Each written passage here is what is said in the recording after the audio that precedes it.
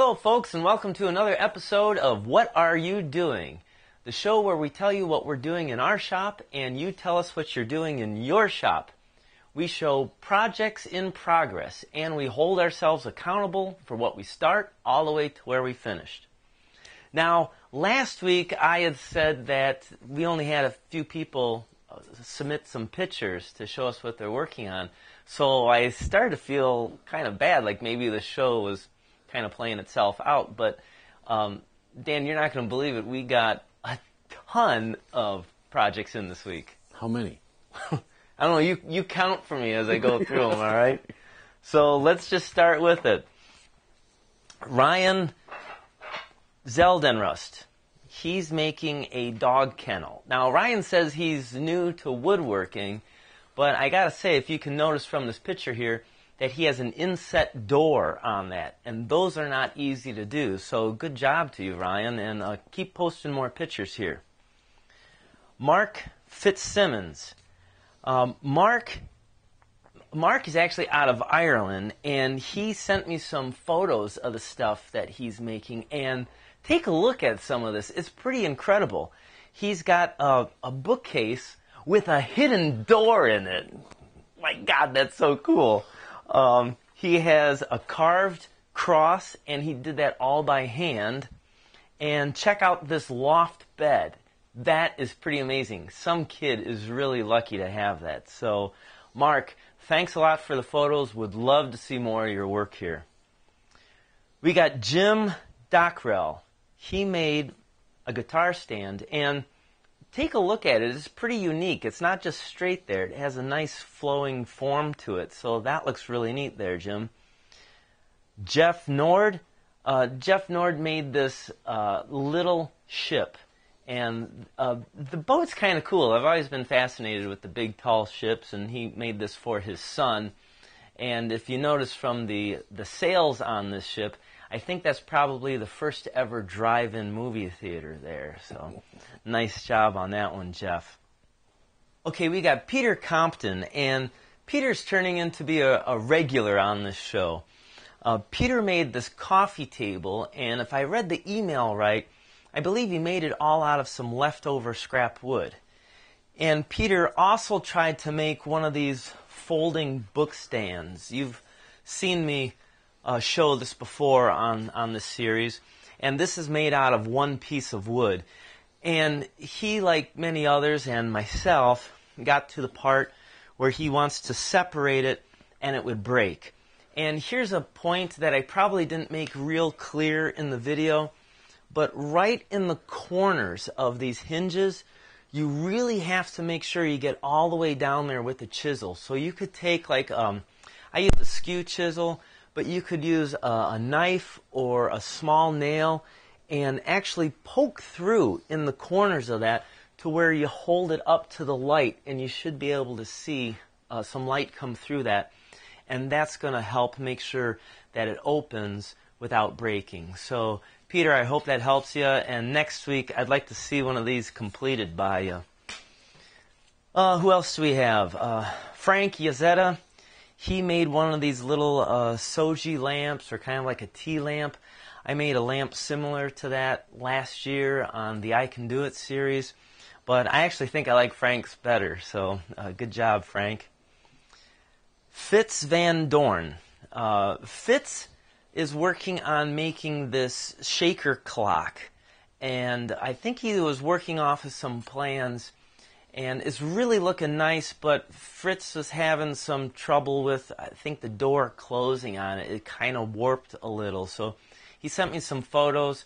I'm trying to work with him and figure out exactly what's going on there. But hopefully next time, Frits, we can see more of your clock done. Thomas Tittlemier. Thomas is starting to make a lamp. And so you can see at this stage, he's in the very beginning of it. He's got the pieces all clamped up and glued there. And I really get excited to see these type of photos because you can see they're right at the beginning. So hopefully each week or every other week, whenever you guys have time, I love to see the progression of this. It's really exciting. And Dan, I got to tell you, so Thomas sent me his photos through email, and I think he might have threatened me. How did he threaten you? Well, he specifically, phonetically spelled out his name so I could get it right.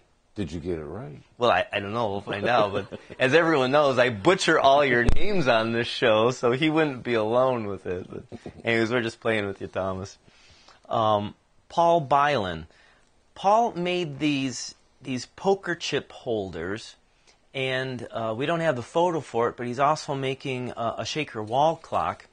And Paul's doing a really good thing here. Paul is making these. The material, the time, and everything, he's donating free to a charity event for veterans where that will be auctioned off. Well, that'd be pretty cool. Yeah. And get this, Paul actually invited me to come up there sometime and do something for a festival or show or something. Where's that at? New England. New England. Yeah, not the old one. Not the new one? Yeah. But I thought that was really nice of Paul, because I do get invited out to do different demonstrations and guest speaking at different places, and I've never been there, so that would be exciting. Maybe we could work something out there sometime, Paul. Kevin Delk, of course. Kevin Delk. Yeah. What do we call this now? Kevin Delk Show. The Kevin Delk Show. Yeah, Kevin's got another project this week. Kevin made a flag. He made this out of some wood. And Kevin particularly is very patriotic. He too is a vet. He was in the Navy. Thank you for his service again. Yep, as always. So Kevin's sent some pictures in too, Dan, of a project he's going to be building for a customer. So I'm sure by the time this episode is done, it'll be done. Yeah, he'll have it finished. So good job, Kevin. And Rick Frazier made these signs done on the CNC machine, and the sign evidently is when people make the transition from Cub Scouts to Boy Scouts. I guess it must be an event or something. Okay. So at any rate, he made this plaque here out of it. It looks pretty nice. And Rick is actually our viewer spotlight of the week. Rick has a website and a YouTube channel that he calls Silverback Woodworking. Now, Rick's specialty is CNC work. And for me, this is kind of something of an interest because CNCs are really starting to become more and more popular, and I know little to nothing about CNC machines. Now, I will tell you right now that Rick doesn't have a whole lot of videos out there, and the ones that he does have, you're kind of watching the machine, make the pieces. But I've been talking with Rick, and we're going to be doing some videos that will be of interest to people like us who are limited, or people like me who are limited on technology. He's going to be telling us the basics of CNC. He's going to be comparing different CNC machines. So like if you're in the option to buy one, he's going to tell you certain brands and certain features that are better than others, or what to look for, what not to get. He's going to have a whole bunch of videos coming real soon that are going to be very informative, besides watching the projects that he makes on it. Now, Dan, you want to hear something kind of crazy? Sure. Like 24 years ago, Rick was actually an instructor for me. Oh, you know. He is out there at Owens Technical College, okay. And this was even before Owens Technical College was a college. They were just Owens Tech, I think. And he was an automotive instructor. And he came out here the one time, and I was like, gosh, you look familiar. And then when he told me, I'm like, he was one of my old instructors, like way back in the day when I was a mechanic. So it's kind of funny that, that you'd run into that. Yeah. I'd run in, and, he helped me back then, and now I get to return the favor and help him. So nice. It's kind of cool. So at any rate, you guys check out his website if that's something you're interested in, CNC machines. I know it's something I'm curious about. I'm very limited in that field, and I think the videos that Rick will be having will be something that we all can really learn a lot from. Even if you don't want to own one, you can at least learn the technology of what's coming. So, okay, so that brings us up to speed with what you guys were doing. Here's what we're doing this week. Oh, yeah. I got a really interesting email that came in this week from Mark over at toolscritic.com. Now, people write me a lot to want me to spotlight them or share their link on the website or whatever. But Mark had an interesting link that he sent. It was actually a list of all the power tools out there that actually have recalls on them. Oh, all right. Yeah, I mean, like, who knew? Yeah. And these are well-known names. I mean, some of them were like Grizzly, Bosch, Makita. Let me ask you this. When you buy a power tool, if there's a recall on it, how would you even know? They don't mail you nothing, right? Exactly. So that's what's kind of neat about this website and this link that Mark has. Now, like I said, some of the name brands I would have never thought of, like Bosch. I wouldn't think they'd ever have any problem. Some of them on there were pretty obvious, though, like Harbor Freight tools. I mean, well, that's a shocker, right? But not bashing Harbor Freight tools. Yes, you are. Yeah, I don't want anyone writing me, telling me that they love them. But anyway, I think it's something we should all know. So I'm going to put that link down below in the description if you guys want to click on it.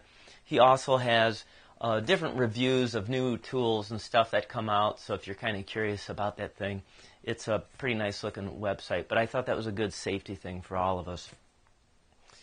Let's see what else I did this week. So we had, as you know, Dan and I were doing the big construction job. It's kind of on hold for the customers to make some decisions. We got a couple of green lights, so we'll be back on that this week. We did some smaller jobs. If you follow us on Facebook, you probably saw Safety Dan doing his Vanna White demonstration there. It's just a small crawl space covering that we have to build a little deck platform over. Nothing big, but we'll show some pictures next week when it's done. How come I'm always down in the hole? Well, who's paying you? I too was over at Dennis and Les's house. Dennis and Les are a couple of good friends of mine, some of the best woodworkers I've ever had the pleasure of meeting.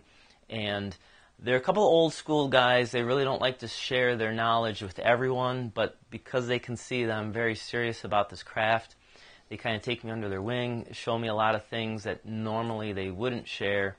And so we're building a handkerchief. Well, they're building the handkerchief table. I'm just assisting and picking up a lot of knowledge from them. But I posted a couple of pictures here. I'll show them here for you. But these are some of the best fellas you'll ever meet. Not only are they nice, but they have so much information, it's almost scary. So honestly, they're kind of like the role models for me. So in the shop, what I did this week was I have coming up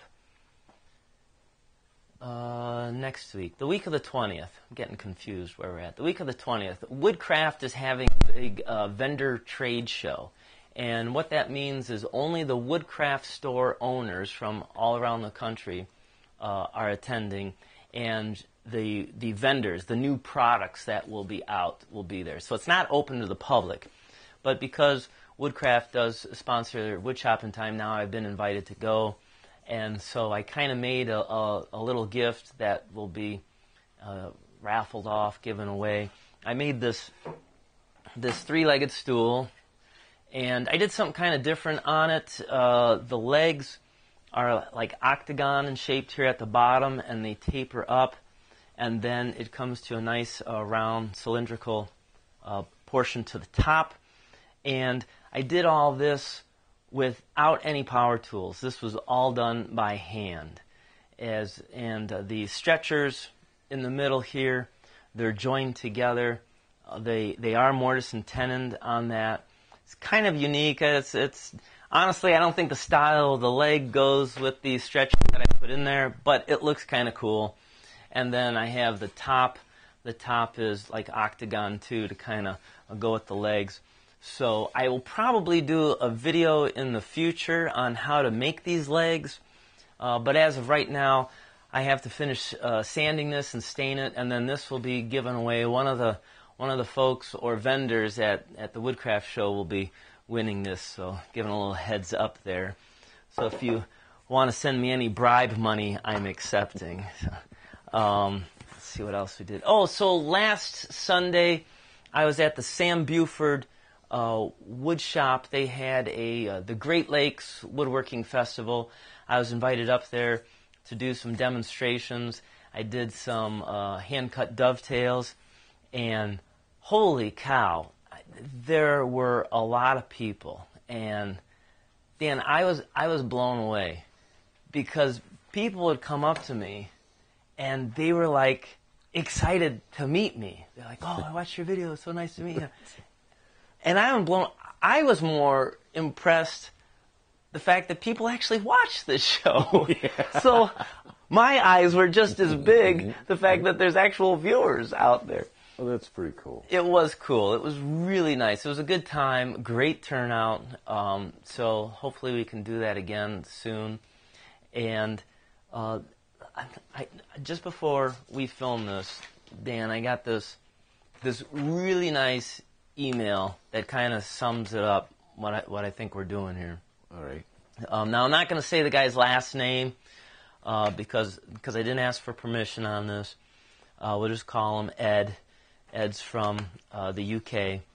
And Ed wrote us and said, just a quick note to say, please, keep up the good work.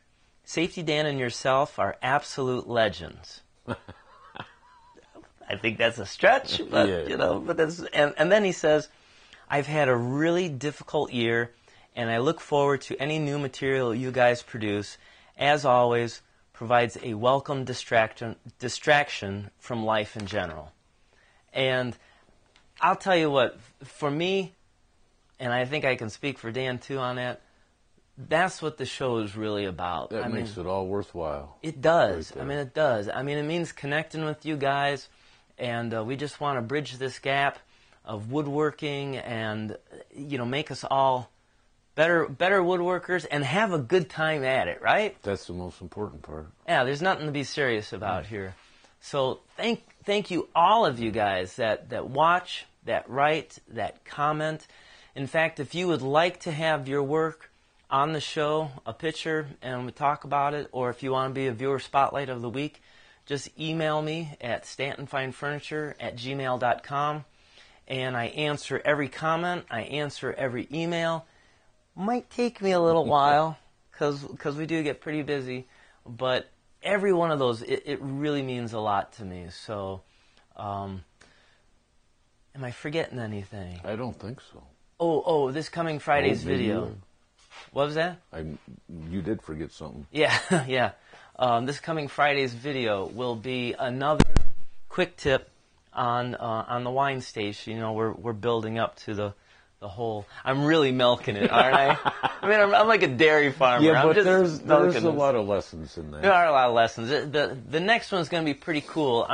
So the top here, it's rectangle in shape, right? And it's mitered.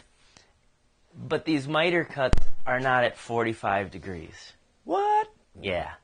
So I'm going to show you how to figure out these angles, and it's not 45, trust me.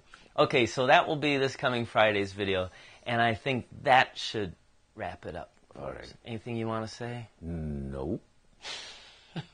All right, well, until then, keep on watching. Thanks a lot, you guys, and keep on dancing.